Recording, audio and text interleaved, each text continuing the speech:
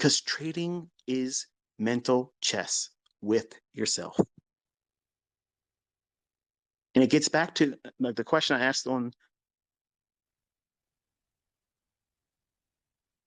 I can't remember what the SoundCloud. Is it SoundCloud? No, I'm wondering if I even said that right. I did these like, are you deserving? That whole presentation I gave about that. Are you in a position where you feel like you deserve to be successful? Because much like an abusive relationship does to the abused, they feel like they don't deserve anything but the abuse after they've been abused over and over again. You feel like, well, this is the way it is. And you freeze up. And you just want that shiny white knight to come in there, and some magical good fairy of good luck comes in there and sprinkles the good dust of good luck on your outcome. And you weather it and you get out by the skin of your teeth. That's not going to happen in trading. There's no Santa Claus. Okay. There's no Forex Jesus isn't coming in there. God's not up there listening to you praying, please get me out of this trade. The fact that he's given you the physical manifestations, that's him telling you, get out of the trade. I mean, but I'll believe God exists when he shows up. Well, he's showing up in physical manifestations. He's speaking to you through your conscience. Close the trade, get out of the trade. You're in something that's toxic and you're trying to hold on to it. But I love him. He beats me, but I love him. He's cheated on me, but I love him. Get out of that toxic relationship. That trade is a toxic relationship. It's a go nowhere, dead end relationship. You're going to get nothing from that relationship. It's just going to suck more blood from you. And it's going to make you feel drained. And you're not going to be able to be energetic to take the next good trade that forms, because you are now further abused and damaged. You're damaged goods now. So tomorrow, when the market sets up a beautiful setup, because you wrestled, which you felt like it was, this is the right thing to do. I'm doing the right thing. I'm sticking to my guns. I'm going to go out with, with everything. And I'm fighting hard for this trade to work out because I need to feel like I'm going to be accomplished and successful. And you're doing everything wrong.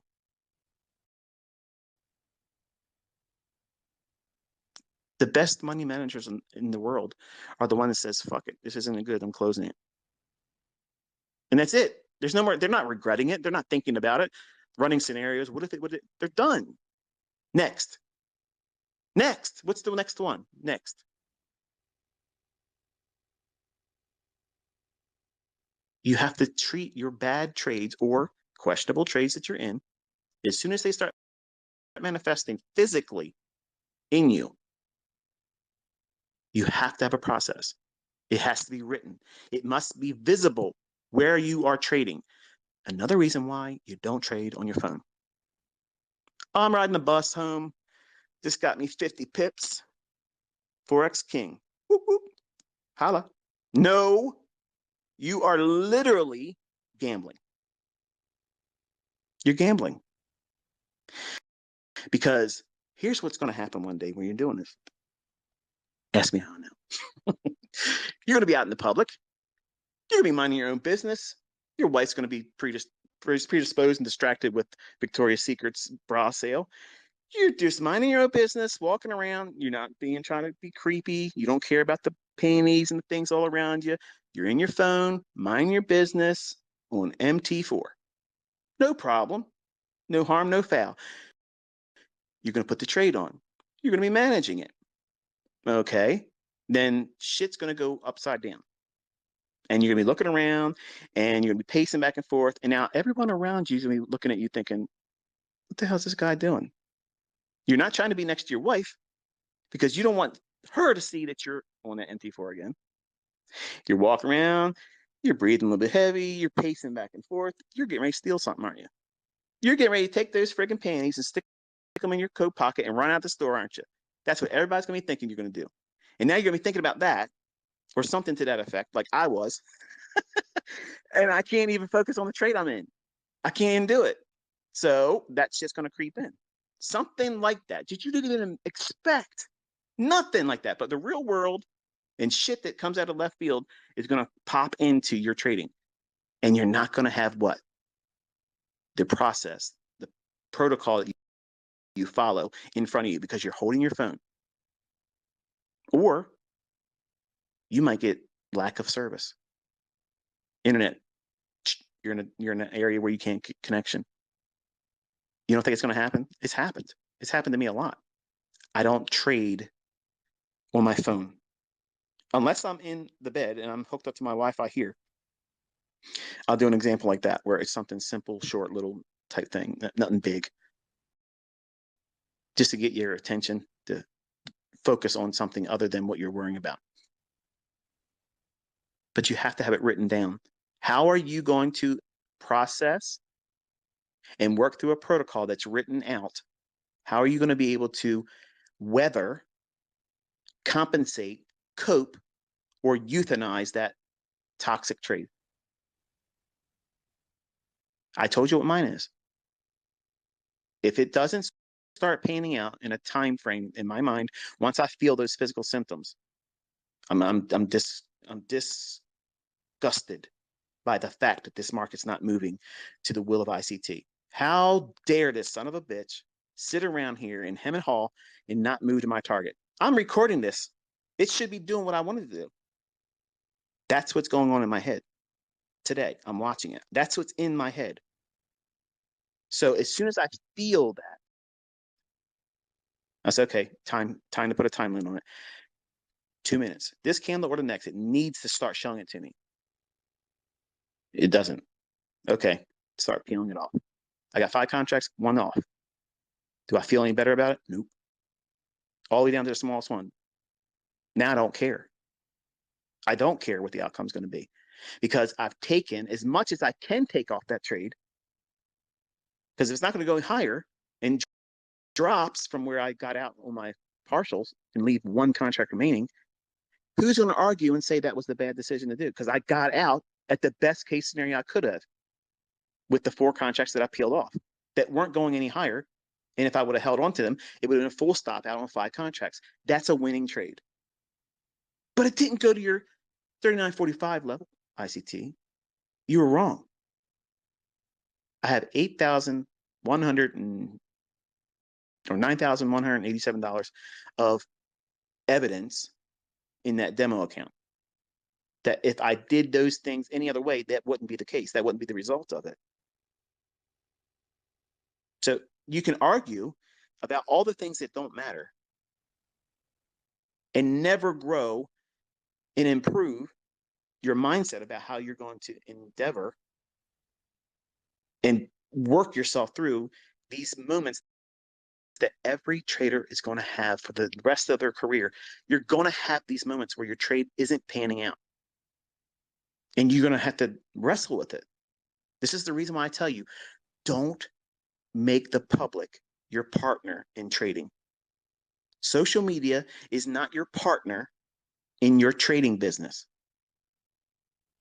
That's why these same people are floundering and failing, and they're bent out of shape because they feel it and they can't get out of the situation, because if they stop doing what they're doing, they know what the public's going to say. Oh, look at you. You stop putting your MyFX book up there. Sam, listen to me, okay? All the bullshit aside, I would whoop your ass in that competition. Any competition. I would beat your shit silly. Here's my best advice to you.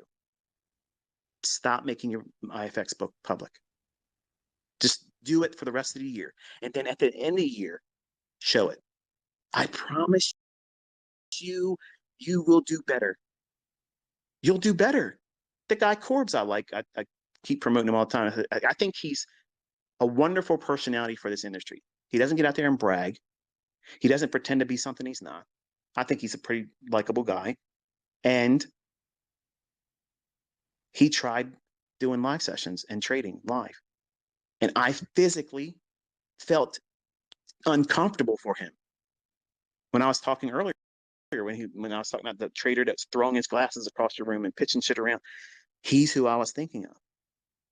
And I know in his mind, he was thinking, fuck, why am I on this fucking live stream doing this in front of everybody?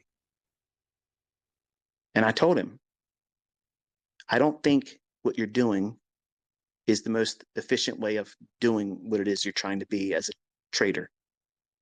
I have no problems with someone trading, recording something, or not even recording it and saying, here's the trade I did, and here's the proof of it, either with a broker statement or something to the effect of showing their entire trade history. I don't need to do that. I can fucking trade and record it. And then I'll show you everything afterwards too. But I'm also going to tell you why I'm going to do it before I'm doing the trade. So I'm doing well beyond my FX book. But Corbs, he literally was out there going through it, wrestling with it. Who? What? What was he contending with? Himself. I guarantee you, he was thinking to himself, oh man, if I stop doing this, they're going to think I'm not a good trader. And that's why I told him publicly in those live streams, I said, in my opinion, it's not shameful for you to not do this. If you do a trade, show your executions later on, and the logic as to why you did it. Real traders will recognize that. Anybody else that wants to talk about it and talk all kinds of bullshit, fuck them in their opinion. They're nobodies. They're going to work on Monday. They're going to be hoping they get a week's vacation. Their opinions don't mean shit. And then when he stopped, his results improved again. Why? Because the pressure's off. Like, I felt that. I felt that when I was with my first mentorship group. I had 836 people. And they're all coming at me saying, answer this and answer that, and look at this and look at that. And you know how I am. I like to overdo it. Like, I'm trying to make sure I pour everything I got in me into you. And I'm feeling guilty because there's no way I can humanly respond to all of them. And then also, on top of it, focus on the marketplace in front of me. It was, honestly, I thought I was going to be able to do it. I really thought I was going to be able to do that. And I was like, what the fuck? I can't focus on anything. Like, I literally felt like I had 1,000 voices screaming in my ear. I couldn't hear any of them. It was only them just zipping by like a chat window when I was doing, the hell was that program? GoToWebinar. Yeah, GoToWebinar. 800 people. Now, obviously, not all 800 was sending me messages at the same time, but a lot of them were. And they would repeat and say, look, you're not answering my question. And I'm like, fuck. I wanted to be anywhere else but that place at that time because I couldn't get out of it. I was in that very thing that it feels like when you're in a trade and you can't do what you know you should do. You can't just kill it. So you need to have a process of making sure that you guard your mind, because this is hard shit, because you are trying to ignore the inevitable temporary failures that this business is going to present to you and everybody in it. You're going to lose. You're going to lose money. You're going to get stopped out. You're going to take a trade and it never gets to any profitability. It's going to just rip right into your stop. You're going to press buy when you really wanted to go in and go short. That's a stupid error, but you're going to do it. You're going to do it.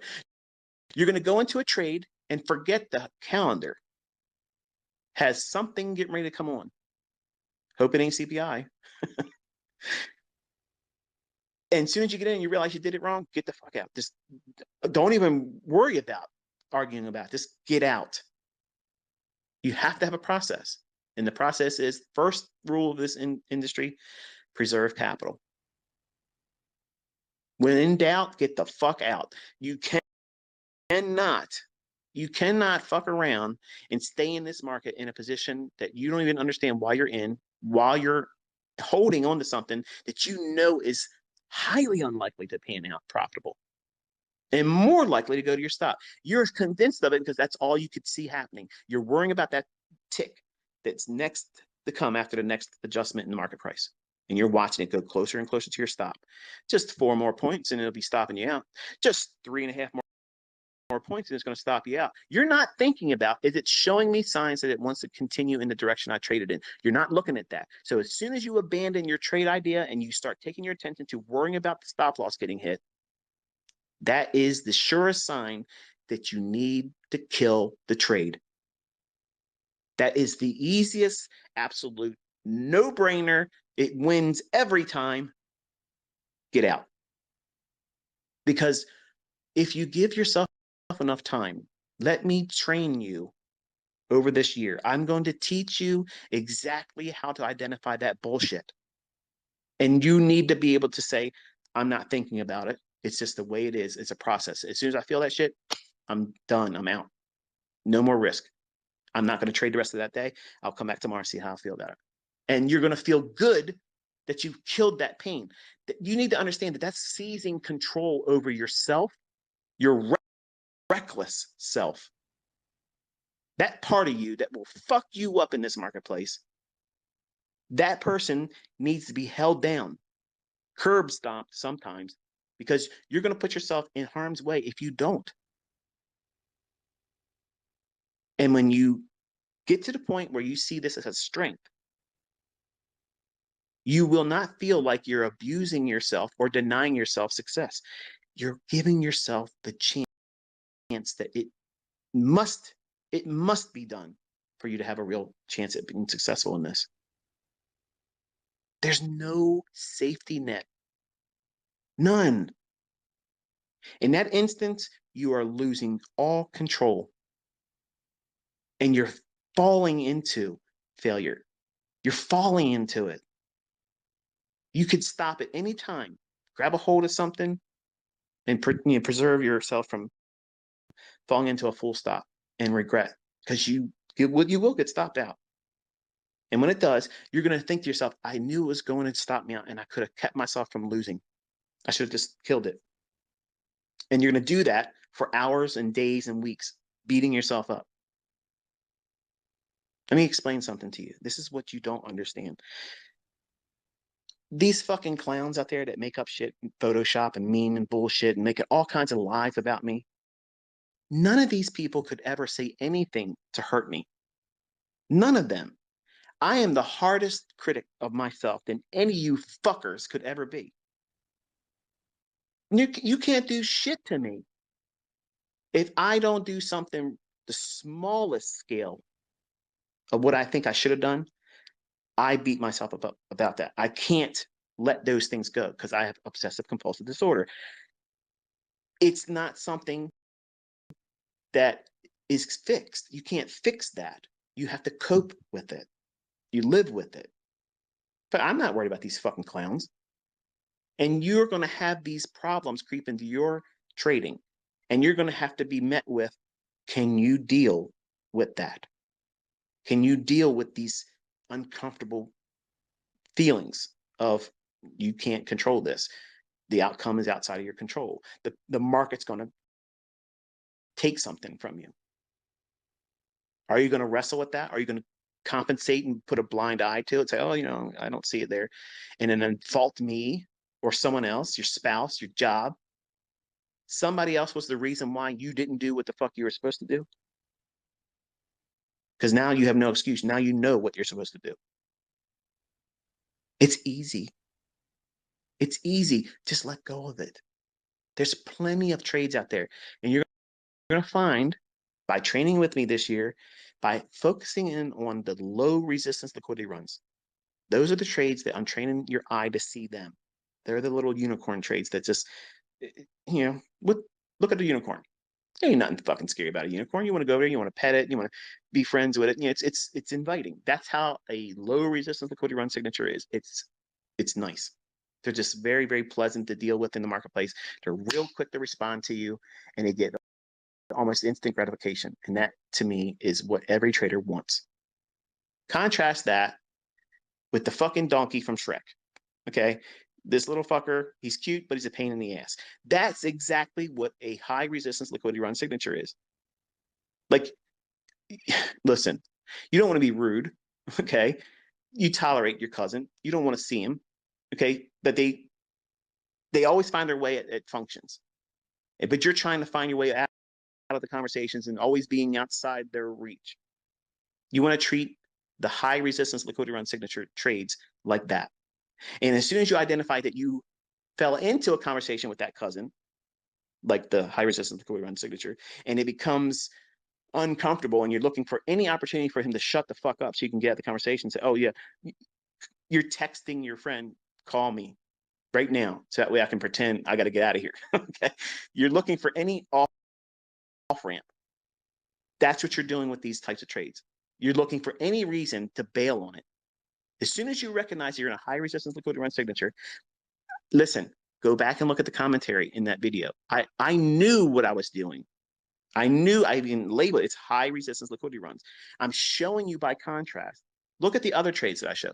When they're low resistance, they're just real quick, sudden, boom, delivered, secured the bag. Easy, over and over and over again. Easy, easy, easy. And then, what the hell's going on?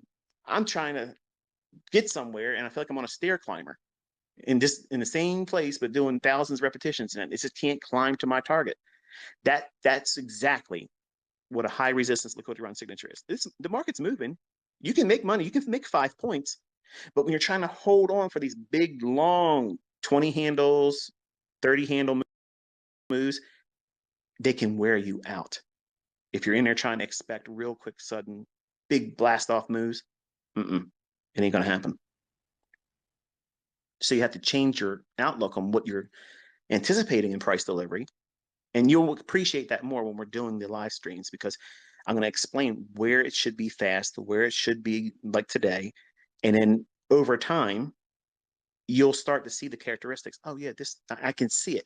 I can't articulate it in words. Like there's no way. And this is why I said, like, there's certain things in my books. There's just no way. There's no way that it could be communicated unless you just see me talk about it live.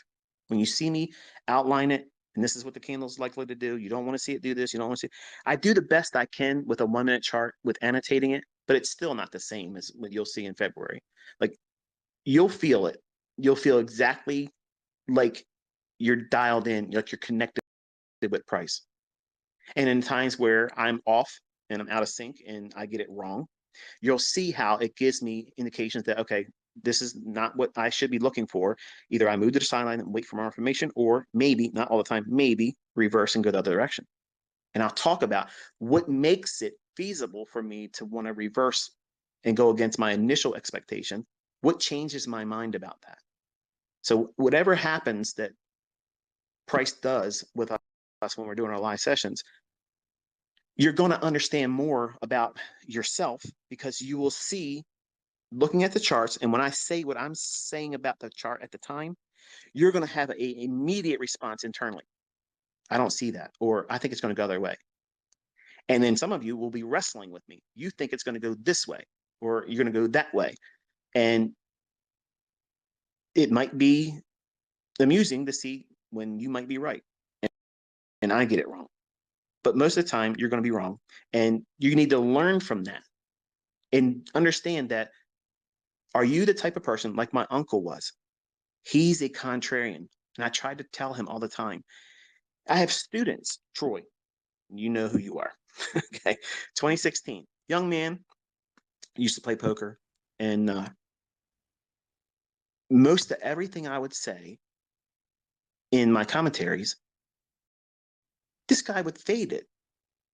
Like he would fade it. And I'm not beating you up, Troy. Nobody knows your last name. Okay. But you know who I'm talking to. And then he would send me emails saying, I'm frustrated. I can't get to work. And then we would go through, like, what are you doing? And he's fading me. So I told him, I said, listen, you're fading my analysis, doing the opposite of it. And then you're complaining to me about why it ain't panning out, why you can't make it work. Like, what the hell?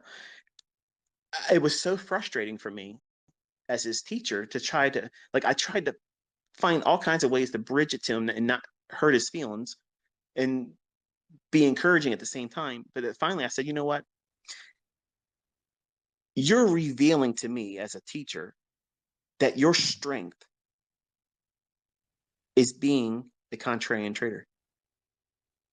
So instead of me trying to change him and push him into a specific approach, he's better suited to look for opportunities to be contrarian, not so much a contrarian of me, but that's his approach to trading. So if, for instance, like a turtle suit trade, something that a false break above relative equal highs, I believe that that would be a model that would fit his, well, personality and his issues with being taught under me. I can see how that could be turned into an advantageous strength. Whereas his ability to not follow my instructions and go with the bias I've outlined, one could argue, hey, you are being a unruly student. When dealing with them for weeks and months and then seeing it constantly materialize, it was better for him to just identify patterns that fit the criteria that is contrarian. So this is what I'm trying to talk about most of the time in these discussions, in the videos, and in these presentations, because you don't know what's going to materialize in you once you start getting into this. Listen to the videos and watching videos and watching what I do on the charts. Some of you, unfortunately, attribute that as you're doing something. You're doing nothing. You're watching Netflix ICT series, okay? And the series is ending this year. So you want to have an interactive experience. You want to be pushing the boundaries of your comfort zone and deferring all your weekend warrior stuff. Really pour yourself into this. Everything that you're looking for to get you on the right foot. Learning how to do this real time, find the setups that make the most sense for you. Some of you might not be able to do the 2022 model. It doesn't make sense to you. Like you want something contrarian. Okay. Well, instead of watching the buy side liquidity get purged and then wait for a shift in market structure, you're waiting for that buy side liquidity pool to be purged, and that's your trade. Folks that are contrarian, that are just looking for the fake entry for breakouts, people that resist, good logic, sound logic, and bias, they are the ones that do the best with turtle soup. And my uncle, if he just would have fucking listened to me, but he was a contrarian at heart, true and true, he wouldn't do it. He wouldn't submit himself to that because he felt that I'm his nephew. I'm younger than him. He introduced trading to me. He's my senior, and I shouldn't be able to teach him anything. He should be the one being looked up to. And he wrestled with that. He wrestled with that. He pulled a fucking Vinny. Okay. Vinny is made a whole storyline of all kinds of bullshit that ain't even fucking true to justify his discomfort.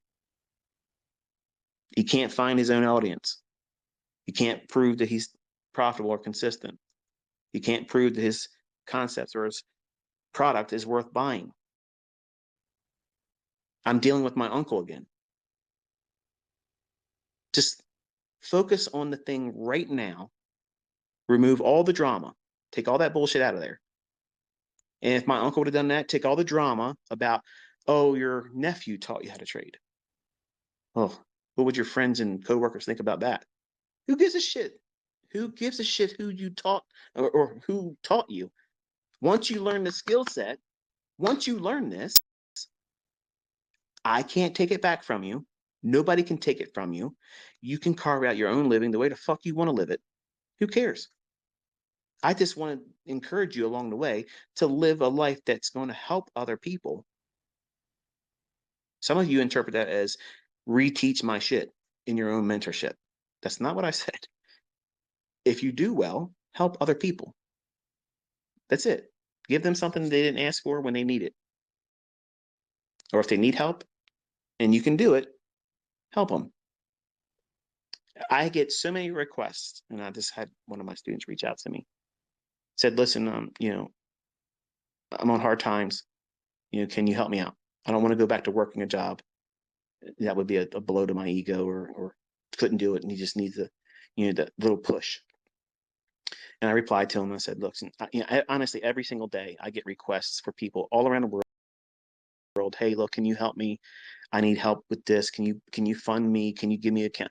I have money, but it's almost like that meme that's going around where it just said if Elon Musk, gave everybody $1 billion, he would still have money left over. If you know what I'm talking about, just look around, you'll see it. It's I can't do that for everybody. I can't, but I'm doing something better than that. I'm telling you how to get your own without charging you, and I'm giving you it, for free. And I'm proving it works. I'm showing you the logic. I'm teaching you, and I'm giving you my whole year. I'm living with you all via social media. I'm still talking to you. I want you to do better. That's all. I don't give a fuck if you buy my book or books. I don't care. You won't need them. If you put the work in this year, you won't need to buy my book. How's that a sales pitch for a book? That's the worst marketing campaign ever. I'm writing the book to solidify that this is my shit, and everybody else that's ever going to talk about it and has tried to talk about it in their books, rags of a book, okay, is nonsense. That's the only reason why I'm putting it in print. I don't give a fuck if it's a bestseller. I don't care if nobody buys it. I don't care. I don't care. But this year, I care to see that you find success. It's going to be hard. It's going to be frustrating sometimes. It's going to be even worse if you have somebody in your life telling you you're wasting your time. If you give your ear to people that are telling you constantly, we have the only thing that works, ICT is a scam. Look around. Am I showing you scam? Am I showing you fraud? Am I showing you the goods? I believe I am. Who's really got your best interest at heart? Ask that of any mentor right now, any of them. But just make sure you keep your fucking payments up to date. Common sense, folks. Common sense. It's all it requires. Show up every day. Expect to have to work. And I'm reminding you, when you get in here, even when you do it right, and you're in a trade that's profitable, you're going to encounter that time where now it's hard. Do I hold the trade? What do I do? I've already rolled my stop. In that moment is a weird internal argument. It's a weird, it's very stressful. And the sooner you identify it, and the sooner that you adopt the mindset of, I'm not dealing with it, and it's not weakness, it's strength. I'm wasting no more time on this. I'm canceling it. I'm euthanizing the whole trade. It can't take any more money from you. As soon as you kill the trade, you cannot have any more fees and commissions paid on it. You have no more fear about it panning out to a loss, full stop out. You've banked more money than you would have if it goes to your stop. How's that a bad transaction?